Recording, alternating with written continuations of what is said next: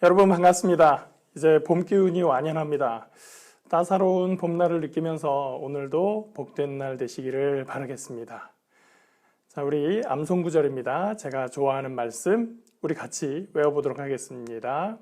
하나님이 이르시되 우리의 형상을 따라 우리의 모양대로 우리가 사람을 만들고 그들로 바다의 물고기와 하늘의 새와 가축과 온 땅과 땅에 기는 모든 것을 다스리게 하자 하시고 하나님이 자기 형상 곧 하나님의 형상대로 사람을 창조하시되 남자와 여자를 창조하시고.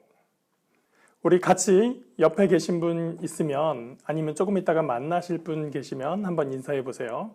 당신에게 하나님의 형상이 보이네요. 하나님의 형상을 저와 여러분들이 모두 다 가지고 있습니다. 오늘은 제6과 악의 확산을 늦추시는 하나님입니다.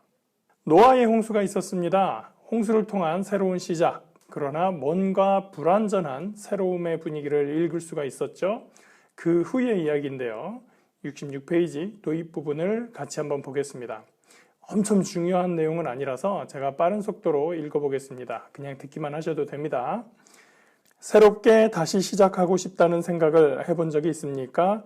새로 산 물건이지만 잘못 산 것 같아서 또는 낡아서 바꾸고 싶다는 생각을 해본 적이 있습니까? 생각대로 일이 되지 않아서 시간을 처음으로 되돌려 놓고 싶다는 생각을 해보았습니까? 인생에도 리셋 버튼이 있다면 얼마나 좋겠습니까? 물건 잘못 산 거 바꾸는 얘기 하다가 갑자기 인생의 리셋 버튼 이런 얘기하는 거 너무 주제가 크게 비약한다라는 생각이 들기는 하죠. 그만큼 이 인생 리셋이라는 것이 어려운 일이라는 뜻이기도 할 겁니다. 우리 질문으로 직진해 볼까요? 나의 과거사 중 바꾸고 싶은 선택의 순간이 있다면 언제입니까? 그때로 돌아간다면 어떤 선택을 하겠습니까? 여러분, 이불킥이라는 말 아세요? 벌써 10년은 된 유행어인데요. 아닌가, 그래도 한 7, 8년은 된 말이에요. 우리 청년들은 좀 익숙한 말일 텐데요. 가만히 있다가 갑자기 생각나는 창피한 일, 부끄러운 일, 후회되는 일들이 있습니다. 보통 이런 생각들이 언제 또 떠오르게 되냐면, 잠자려고 이불을 덮고 누워있다 보면 잠들 때까지 이 생각, 저 생각을 하다가 어느 순간 그런 창피한 일, 부끄러운 일, 후회되는 일이 생각이 납니다. 그러면 그때 내가 왜 그랬지? 그때 그거 하지 말걸. 이런 이불을 막 차고 싶은 그런 생각이 듭니다. 실제로 이불을 차버리면 조금은 마음이 풀릴 수도 있겠죠. 그런 걸 이불킥 한다고 말합니다. 여러분은 과거에 어떤 일에 대해서 이불킥 하고 싶으신가요? 그때로 돌아가서 다른 선택을 하면 어땠을까요? 사실은 제가 가진 해답이 있습니다. 지난 일 자꾸 돌이켜보고 그때 그러지 말걸, 다른 선택을 했어야 됐었는데 그렇게 후회해 봐야 아무 소용이 없습니다. 지난날의 선택이 좋았던 나빴던 다 과거의 일입니다. 바꿀 수가 없어요. 중요한 건 우리가 오늘 여기에 있다는 것입니다. 과거의 그 선택들로 인해서 오늘의 저와 여러분이 있습니다. 여기서 내가 오늘 무엇을 선택할 것인가? 소망인가 절망인가? 믿음인가 불신인가? 지금의 이 선택이 과거의 그 선택에 대해서 후회하는 것보다 훨씬 더 중요하고 또 앞으로 우리 인생에 더 큰 영향을 줍니다.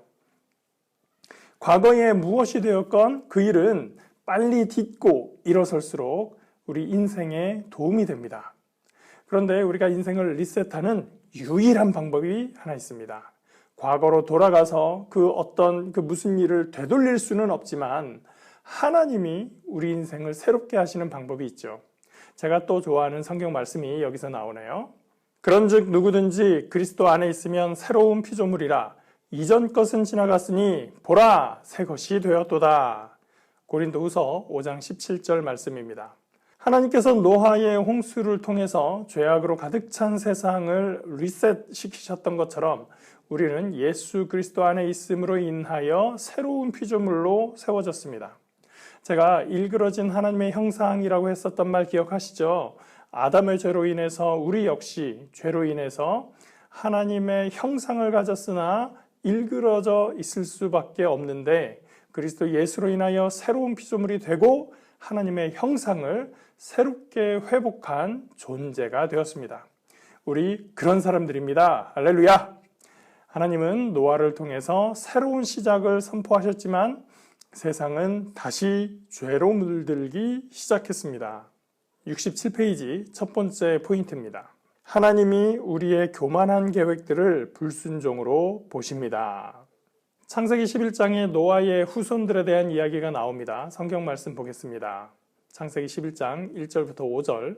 온 땅의 언어가 하나요 말이 하나였더라. 이에 그들이 동방으로 옮기다가 시날 평지를 만나 거기 거류하며 서로 말하되 자 벽돌을 만들어 견고히 굽자 하고 이에 벽돌로 돌을 대신하며 역청으로 진흙을 대신하고 또 말하되 자 성읍과 탑을 건설하여 그 탑 꼭대기를 하늘에 닿게 하여 우리 이름을 내고 온 지면의 흩어짐을 면하자 하였더니 야훼께서 사람들이 건설하는 그 성읍과 탑을 보려고 내려오셨더라. 사실 이 본문은 단어 하나하나, 구절 하나하나 주석을 하고 설명할 부분이 많이 있습니다. 시간 관계상 그걸 모두 다 얘기할 수는 없고요. 마침 교재에 몇 가지를 구분해 놓은 것을 위주로 한 번씩 살펴보겠습니다. 첫 번째는 그들이 동방으로 옮기다가 라는 부분입니다. 이 동방, 즉 동쪽에 중요한 의미가 있습니다. 창세기 3장 24절 말씀인데요. 이같이 하나님이 그 사람을 쫓아내시고 에덴 동산 동쪽에 그룹들과 두루 도는 불칼을 두어 생명나무의 길을 지키게 하시니라. 아담과 하와가 범죄한 후에 에덴에서 쫓겨가서 갔던 곳이 동쪽입니다. 또 한 구절 말씀드릴게요. 창세기 4장 16절 말씀입니다. 가인이 야훼 앞을 떠나서 에덴 동쪽 놋 땅에 거주하더니 가인이 범죄하고 부모를 떠나 거주한 곳도 에덴의 동쪽입니다. 옛날 그 제임스 딘이라는 배우가 데뷔했었던 영화가 에덴의 동쪽이라는 영화가 있는데 바로 이 가인과 아벨의 이야기를 본딴 내용이라고 해요. 자, 창세기 1장부터 11장까지를 원역사라고 부른다고 제가 말씀드렸었는데 이 원역사에서 동쪽은 죄가 있는 곳, 하나님으로부터 떠나간 곳이라는 인상이 있습니다. 지금 노아의 후손들이 어디에 머물렀다고요? 동방입니다. 우리말이니까 동방이니 동쪽이니 이렇게 다른 말 같이 나오지만 영어로는 그냥 east, 동쪽입니다. 번역에 따라서 from the east, to the east, in the east 이렇게 다르게 쓰기는 하지만 의미상으로는 전부 다 에덴으로부터 동쪽이다라는 의미를 담고 있습니다. 그러니까 그들의 움직임부터가 이미 죄의 의도를 내포하고 있다라는 것을 여기서 보여주고 있는 거예요. 자, 시날 평지의 위치가 어딘지에 대해서는 학자들 간에 여러 의견이 있지만 바벨론의 어느 평원이야 라는 데에는 거의 이견이 없는 것 같습니다. 거기서 사람들이 중요한 결정을 하는데 어떻게 결정을 할까요? 서로 말하되. 사실은 하나님께서 사람들에게 노아와 그 후손들에게 명령하신 것이 있었습니다. 그런데 사람들이 하나님께 묻거나 하나님의 뜻을 따르지 않고 자기들끼리 서로 말하면서 자기들끼리 결정을 하고 있는 거예요. 이미 그들의 삶의 과정에 하나님은 없고 자기들끼리 정하고 Let's go 하는 그런 모습이죠. 여기서 성읍과 탑을 건설하고 탑 꼭대기를 하늘에 닿게 하여. 여기서는 특별히 탑이 닿으려고 하는 곳, 즉 하늘이라는 곳에 문제가 있습니다. 고대인들에게 하늘은 하나님이 계신 곳이었습니다. 따라서 탑을 높이 쌓아 하늘에 닿게 한다는 것은 하나님의 위치까지 올라가겠다는 의지입니다. 하와에게 뱀이 유혹할 때 하나님과 같이 된다 이걸 믿기로 했었는데 지금은 아무도 유혹하는 사람도 없이 스스로 우리가 하나님과 동격이 되겠다라는 의지를 보이고 있는 것입니다. 그 다음에 우리 이름을 내고 여기서도 마찬가지죠. 성읍과 탑을 건설하려는 이유는 자신들이 드러나기 위해서입니다. 창세기 12장에서 하나님이 아브라함에게 약속하실 때 너에게 큰 이름을 하나님이 주신다라고 하셨어요. 그런데 여기서는 이 사람들이 그 유명세를 자기 이름을 내는 것을 자신들 스스로의 노력으로 이루어내려고 하는 것입니다. 그 다음에 온 지면의 흩어짐을 면하자. 여러분 이 말의 문제에 대해서는 많이 들으셨을 거예요. 하나님께서 아담에게도 말씀하시고 홍수 후에 노아에게도 하신 말씀은 생육하고 번성하여 땅에 충만하라 였습니다. 그런데 이 사람들은 우리 흩어지기 싫고 우리 여기 모여 살자, 우리 이름을 세상에 떨치자, 그렇게 결정하고 있는 거죠. 이쯤에 오면 그들이 하나님에 대해서 생각하지 않는 정도가 아니라 하나님의 명령을 정면으로 거역하고 거부하고 있음을 알 수 있습니다. 이렇게 창세기 11장의 사건을 보면서 인간의 생각과 행동에 대해서 들여다보게 됩니다. 사람들은 하나님이 우리를 위해서 이미 이루어 놓으신 일에 대해서 감격하기보다는 하나님을 무시하고 자기중심적으로 생각하고 결정하는 경향이 많이 있습니다. 질문입니다. 바벨탑 사건에서 사람들이 함께 모여 하나님께 불순종한 것을 볼 수 있습니다. 불순종하는 데에 함께함은 어떠한 역할을 합니까? 그 다음 질문 이어서 함께 이야기해 보도록 합니다. 반대로 순종하는 데에 함께함은 어떤 역할을 합니까? 사람들이 함께 모여서 하나님께 불순종할 때 함께함이라는 것 어떤 역할을 할까요? 내가 여럿의 속에 숨는 역할을 하죠. 나의 잘못이 감추어주는 효과가 있습니다. 나만 잘못하는 거 아닌데 책임 회피의 효과가 있는 것이죠. 군중 심리 속에 나도 들어가게 되는 거예요. 순종할 때도 마찬가지입니다. 나 혼자는 낯설어서 자신이 없어서 주저할 때 함께하면 용기를 얻을 수 있습니다. 주변의 격려를 받을 수도 있고요. 함께하면 할 수 있다, 이렇게 갈 수 있는 것이죠. 질문 옆에 있는 네모박스의 글을 한번 읽어드리겠습니다. 인류는 자신의 경계선을 어떻게 지킬지를 관리하기보다는 항상 더 많은 것을 갈구하며 더 큰 것들을 향해 손을 뻗는다는 것에 주목하십시오. 이것이 바로 인류가 잃어버린 것입니다. 인류는 자신의 한계를 인식할 준비가 되어 있지 않고 항상 더 많은 것에 정욕을 품고 자신의 역량 이상의 야망을 갖습니다. 크리소스톰이라는 분의 말인데 그건 영어식 이름이고요. 원래는 요하네스 크리소스토무스가 본래 이름입니다. 4세기에 유명한 설교자이면서 신학자였고요. 로마에 교황이 있다면 콘스탄티노플에 대주교가 있었어요. 그래서 그 대주교로서 37대를 역임했었던 분입니다. 동로마 황제의 핍박으로 유배를 당했고 유배지에서 유배지로 옮기다가 사망을 했는데 마지막에 남긴 말이 모든 것에 하나님께 영광 돌립니다 였습니다. 그런 훌륭한 분이었어요. 자, 69페이지 두 번째 포인트로 진행합니다. 하나님이 우리 자신의 왕국을 세우려는 시도를 심판하십니다. 교재에 이 내용을 설명하고 있는데 약간 해설이 필요합니다. 본문을 한번 보겠습니다. 살피고 돌보는 하나님이 계시기 때문에 심판이 있는 것입니다. 우리는 이 심판이 어떤 형태로 사람들에게 임하는지 곧 보게 될 것입니다. 그러나 그보다 먼저 본문이 하나님의 행동을 어떻게 묘사하는지 살펴봅니다. 본문에서 사람들은 무엇인가를 건축하면서 그것이 하늘에 닿기를 바랍니다. 그러나 하나님의 눈에는 그것이 하나의 점으로밖에 보이지 않았습니다. 점처럼 너무 작았기 때문에 하나님은 그것을 보려고 내려오셔야 했습니다. 바로 이 부분인데요. 요거 잘못 오해하면 하나님이 눈이 나쁘신가? 점처럼 작아서 내려와서 보셔야만 잘 보실 수 있는 건가? 이렇게 생각하실 수가 있어요. 교재가 강조하려고 하는 것은 사람이 아무리 노력해봐야, 아무리 하늘에 닿겠다고 힘써봐야 광대하신 하나님에게는 겨우 점 하나밖에 불과한 아주 작은 수고일 뿐이다. 헛수고다라는 말을 하고 싶은 것입니다. 사람들의 계획은 원래 이 탑을 쌓아서 어디까지 닿게 하려고 하는 것이었어요? 하늘에까지 닿아야겠다. 하나님이 있는 곳까지도 침범해야겠다라는 것이 목적이었습니다. 그런데 사람들이 높이 올라가겠다는 이 수고에도 불구하고 하나님은 그것보다 훨씬 더 위에 계셔서 얘네들 대체 뭐 하는 거야 하고 그 위에서부터 한참을 내려오셔야 한다. 이렇게 유머러스하고도 상징적으로 표현하고 있는 것입니다. 하나님이 장소적으로 물리적으로 제한이 있다 그런 식으로, 아니면은 또 하나님이 눈이 잘 안 보여서 나쁘셔서 대충 우리가 어디 숨어 있으면 잘 안 보인다 이렇게 오해하지 말자는 말씀입니다.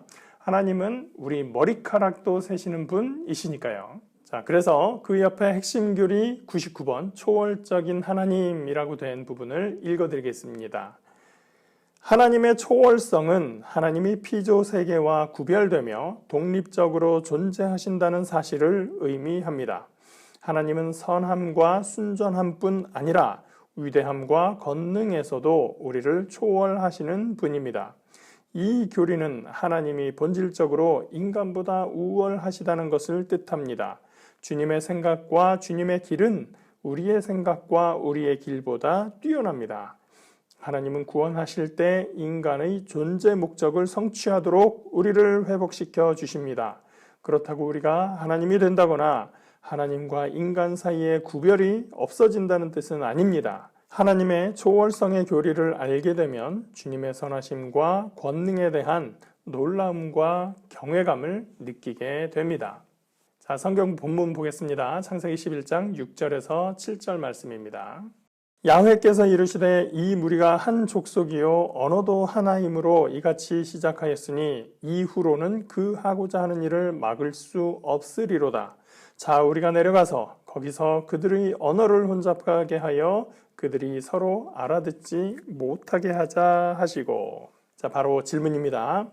하나님은 인간의 건축 계획을 멈추기로 작정하셨습니다. 이를 위해 하나님이 하신 행동을 보고 느낀 점은 무엇입니까? 자, 이건 그냥 한번 말씀해 보시면 좋을 것 같아요. 어떤 느낌이 드셨습니까?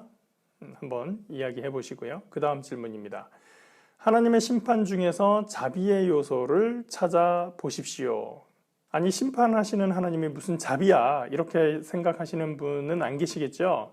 하나님은 심판을 하시면서도 그 안에 자비가 항상 있었습니다. 저는 처음에 성경을 읽다가 아니, 그 가인이 자기 동생을 죽여놓고서는 하나님한테 하소연을 하는데 하나님이 그 말씀을 들어주시고 가인을 보호해 주시겠다는 말을 읽고는 처음에 그 어릴 때는 참 충격을 받았었습니다. 아니, 무슨 저런 뻔뻔한 요구를 하는 놈이 있어. 또 하나님은 또 무슨 그런 인간의 말을 들어주셔. 그런데 하나님의 심판은 늘 이랬었어요. 엄한 심판이 있지만 완전한 멸망을 원하지 않으시는 것입니다. 그래서 늘 새로운 소망을 함께 주시죠. 아담의 범죄에 대한 심판도, 노아 시대의 범죄에 대한 심판도 늘 그런 자비의 요소들이 있었습니다. 교재에서는 바벨에서의 해답을 이렇게 찾아주고 있습니다. 하나님은 사람들의 언어를 혼잡하게 하셔서 탑의 건축을 멈추게 하셨습니다.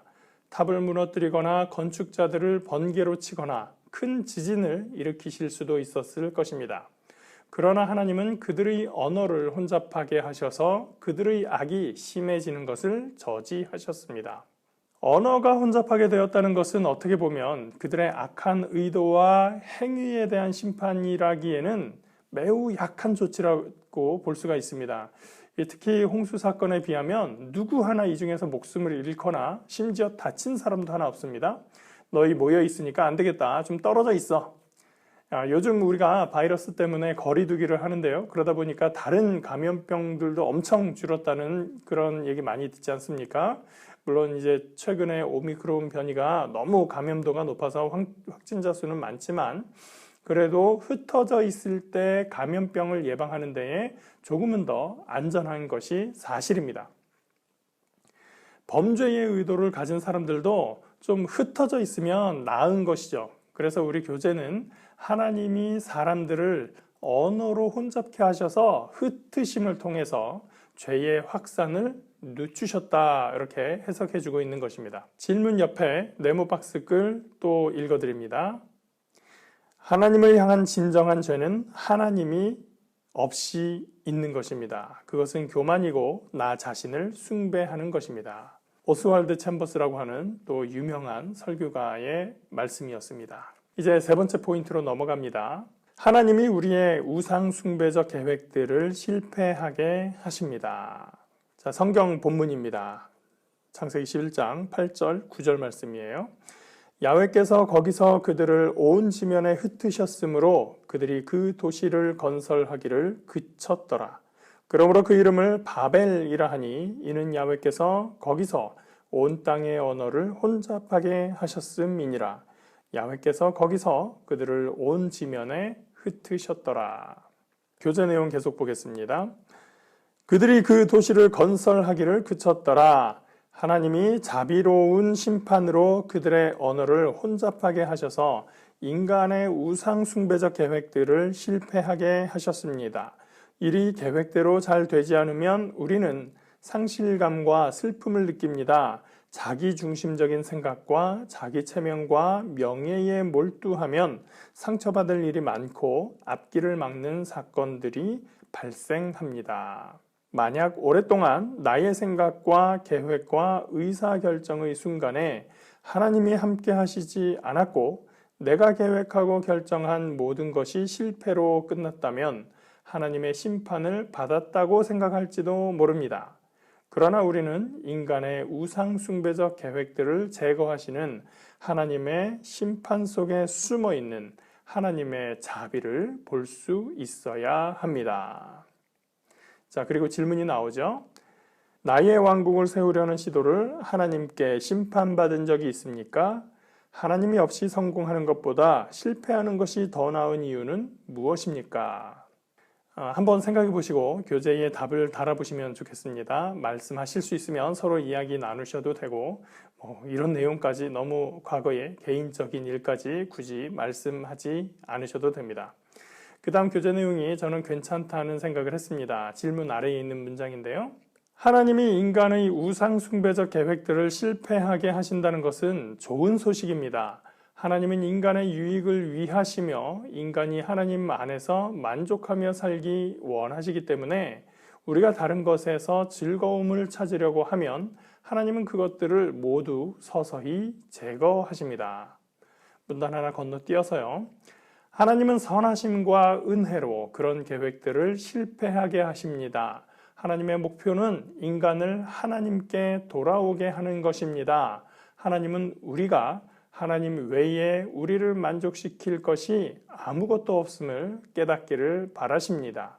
만약 인간의 우상 숭배적인 계획이 실패하지 않는다면 인간은 계속해서 하나님을 거부하고 무엇이 잘못되었는지 모른 채 살아갈 것입니다. 자, 이제 결론입니다. 심판 속의 자비는 창세기 전체와 구약성경 전체에서 발견되며 예수님의 십자가를 예표하고 있습니다. 십자가는 궁극적으로 하나님의 심판과 자비를 보여줍니다. 하나님은 우리 죄에 대한 진노와 심판을 십자가에 온전히 쏟아 부으셨습니다. 그러나 동시에 자비와 사랑도 함께 부으셨습니다. 하나님은 심판을 받아 마땅한 자들에게 심판을 붓지 않으시고 그 대신 자신의 아들에게 부으셨습니다. 아담을 통해서 또 가인이나 노아의 홍수 그리고 오늘 바벨탑 사건을 통해서도 심판 중에 자비를 베푸시는 하나님에 대해서 우리는 계속해서 배우고 깨닫고 있습니다. 그리고 예수님을 통해서 우리를 구원하시는 일을 통해 하나님의 놀라운 자비하심을 오늘의 우리도 체험하고 있죠. 하나님은 아담에게 또 노아에게 생육하고 번성하여 땅에 충만하라 말씀하셨고 사람들은 그 말을 거역하고 모여서 하나님께 도전하고 자기 이름을 내려고 했습니다. 하나님은 억지로라도 이 사람들을 흩으셔야 됐던 거예요. 그래서 그들의 언어를 혼잡케 하셨어요. 예수님이 오셔서 십자가에 죽음 당하시고 다시 살아나셔서 제자들에게 하신 말씀, 명령이 있습니다. 마태복음 28장 마지막 부분에 있는 내용입니다. 예수께서 나와 말씀하여 이르시되 하늘과 땅의 모든 권세를 내게 주셨으니 그러므로 너희는 가서 모든 민족을 제자로 삼아 아버지와 아들과 성령의 이름으로 세례를 베풀고 내가 너희에게 분부한 모든 것을 가르쳐 지키게 하라. 볼지어다 내가 세상 끝날까지 너희와 항상 함께 있으리라 하시니라. 예수님은 이번에도 가라고 하셨습니다. 아담과 노아에게 생육하고 번성하여 땅에 충만하라고 하신 것처럼 이제는 예수 그리스도의 복음을 가지고 모든 민족에게 가라고 말씀하셨습니다.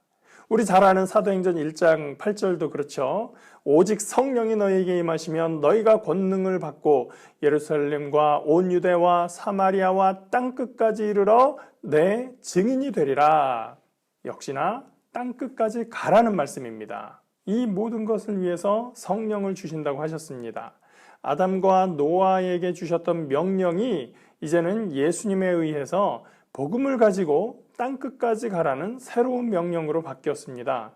우리는 땅끝까지 가야 되고 성령이 함께 하시기 때문에 저와 여러분은 갈 수 있습니다.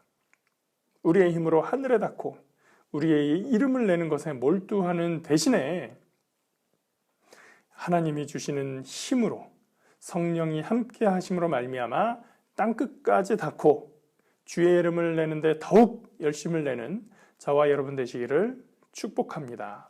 존 파이퍼 목사님이 하신 말씀 한번 읽고 마무리하도록 하겠습니다. 복음의 위대함은 복음이 어느 지역에 국한되지 않는다는 점입니다. 복음은 부족 종교가 아닙니다. 복음은 모든 언어와 모든 민족 가운데 침투합니다. 자, 이렇게 언어와 관련된 하나의 큰 사건, 그리고 하나님께서 그들을 흩으셔서 다시 생육하고 번성하여 땅에 충만케 하신 그 사건을 통해서 이제 예수 그리스도의 복음을 받아든 우리가 땅끝까지 모든 민족을 향해서 가야 되는 그러한 내용까지 연결해서 오늘 본문 내용을 보았습니다.